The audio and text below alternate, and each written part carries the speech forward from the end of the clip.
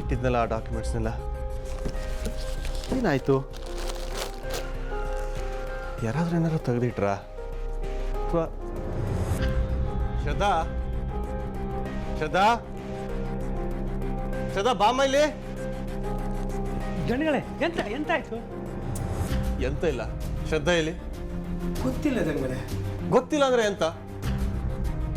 ಪುಟ್ಟ ಪುಟ್ಟ ಬಾಯಿಲೆ. ಎಂತ ದಣಿಗಳೇ? ಶ್ರದ್ಧಾ ಕೈಯಲ್ಲೋ? ಗೊತ್ತಿಲ್ಲ, ಕಣ್ಕೊಂಬತ್ತೀನಿ. ಇತ್ತಿದ್ದು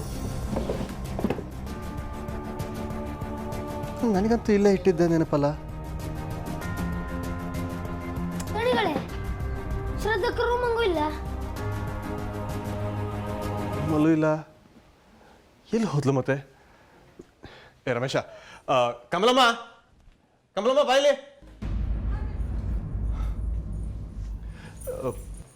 ರಮೇಶ, ಕಮಲಮ್ಮ, ಶ್ರದ್ಧಾ ಎಲ್ಲಿ ಅಂತ ಹುಡುಕಿ ಸ್ವಲ್ಪ ಬೇಗ. ನೀನು ಹೋಗಮ್ಮ.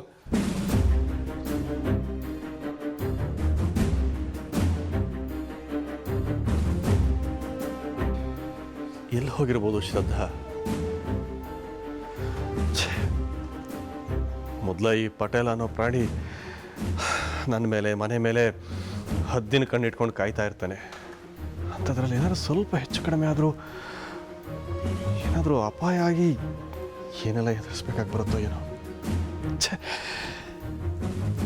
ಈ ಹುಡುಗಿ ಯಾಕೆ ಏನು ಹೇಳ್ದೆ ಕೇಳ್ದೆ ಎಲ್ಲೆಲ್ಲ ಹೋಗ್ಬಿಡ್ತಾಳೆ?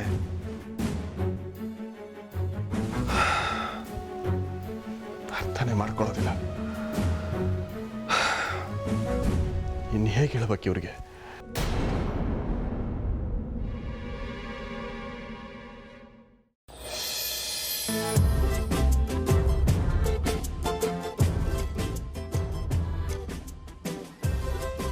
ಭುವನ್, ಒಂದ್ ನಿಮಿಷ, ಗಾಡಿ ನಿಲ್ಸಿ. ಏನಾಯ್ತು? ಅಲ್ಲ ಭುವನ್, ಅಲ್ಲಿ ಬುರ್ಕಾದಲ್ಲಿ ನನ್ ಬದಲುಗೆ ಪಚ್ಚಿನ ನೋಡಿ ಪಟೇಲ್ ಅವ್ನಿಗೇನಾದ್ರೂ ಮಾಡ್ಬಿಟ್ರೆ? ಹಾಗೆಲ್ಲೇನೋ ಆಗಲ್ಲ ಬಿಡು. ಅವ್ನ ಬಾಯಿಗೆ ಟೇಪ್ ಹಾಕಿ ಕಳ್ಸಿರೋದ್ರಿಂದ ನಾವೇ ಬಲವಂತವಾಗಿ ಏನೋ ಮಾಡಿದೀವಿ ಅನ್ಕೋತಾರೆ.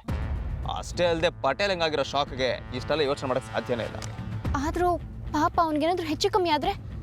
ನೋಡು, ಪಟೇಲಿನ ಪ್ರಕಾರ ಪಚ್ಚಿ ಅವನ ಕಡೆ ಅವನು. ಹಾಗಾಗಿ ಪಚ್ಚಿ ಪಟೇಲಿನ ಹತ್ರ ನಮ್ಮ ಬಗ್ಗೆ ಬಾಯಿಗೆ ಬಂದಂಗೆ ಬೈದಿರ್ತಾನೆ. ಸೊ ಅವನಿಗೇನು ತೊಂದರೆ ಆಗಲ್ಲ, ಡೋ ವರಿ.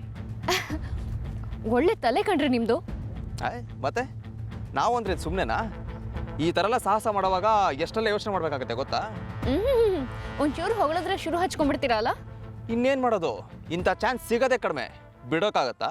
ಸಾಕು ಸರಿ, ಮನೇಲಿ ನಮ್ಮನ್ನ ಹುಡುಕ್ತಾ ಇದ್ರೆ ಕಷ್ಟ. ನಡೀರಿ ಹೋಗೋಣ. ಹಾಗೆ ಆಗಲಿ ಬೇಗಂ ಸಾಹೇಬಾ. ಚಲ್ ಮೇರೆ ಗೋಡ, ಟಿಕ್ ಟಿಕ್ ಟಿಕ್.